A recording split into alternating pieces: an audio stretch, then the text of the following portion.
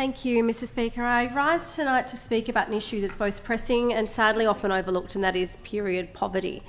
Period poverty is an issue that, according to organisations such as Share the Dignity, 22% of Australian women will or have experienced. This means that 22% of Australian women today lack access to or are unable to afford essential sanitary and menstrual hygiene products. This issue is particularly acute among marginalised communities, including those experiencing homelessness or fleeing family and domestic violence. And we've all heard horror stories of those who've had to clean themselves in public toilets or use paper towels or pieces of clothing as makeshift pads, and this should never be okay. We also know that in this current cost of living crisis that's gripping Australia, financial pressures on household budgets are making some women choose between various essential items. In 2024, period products should not be considered luxury items. They are absolute necessities. According to a report by Plan International Australia, A Tough Period, almost 6 in 10 Gen Z and millennial women are finding it more challenging to pay for menstrual health products than they were before this current cost of living crisis. More than half of Gen Z and millennial women are finding it more challenging to pay for menstrual pain management medication and treatment than before the current cost of living crisis. When asked in which ways difficulties paying for menstrual health products and/or menstrual pain management medication are having an impact on other areas of their life, their main impacts were on mental health and well-being. Period poverty is an area where more can always be done. Organisations such as Share the Dignity are doing a fantastic job, but this government here in New South Wales and governments across Australia can always do more. I was proud that under the previous Liberal National Government, we introduced free menstrual hygiene products for all New South Wales schools, students in public schools in early 2023. However, we can also look to other jurisdictions to see where we can improve and what we can do better.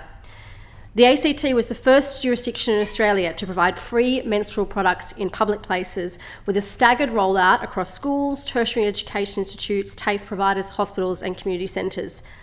Victoria similarly committed to and provided free pads and tampons in vending machines located in 700 public places across the state, including public hospitals, TAFEs, courthouses, libraries, staff train stations and major cultural institutions such as the Melbourne Museum and the National Gallery Victoria.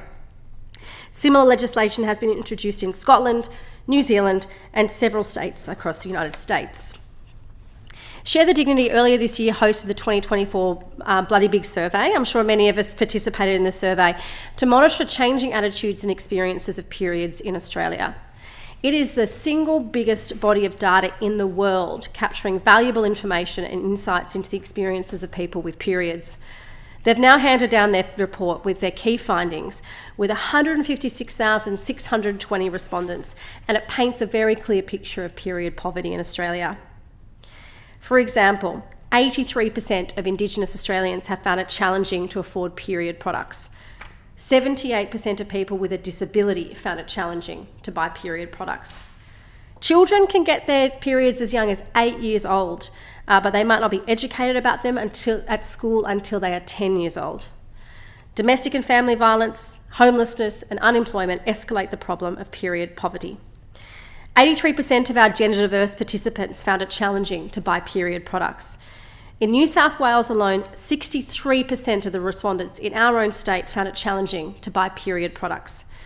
The total dollar figure attributed to missed work days due to periods is also extraordinary.